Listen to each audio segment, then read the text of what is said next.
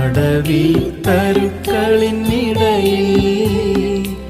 ഒരു നാരദം എന്ന വണ്ണം, അടവി തരുക്കളിനിടയിൽ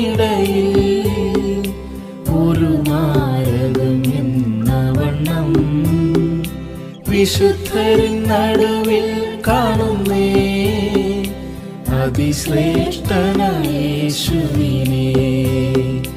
വിശുദ്ധരിൻ നടുവിൽ കാണുന്നേ അതിശ്രേഷ്ഠനായ യേശുവിനെ. വാഴ്ത്തുമേ എന്റെ പ്രിയനെ, ജീവകാലമെല്ലാം ഈ മരുയാത്രയിൽ നന്ദിയോടെ ഞാൻ പാടിടുമേ, നന്ദിയോടെ ഞാൻ പാടിടുമേ.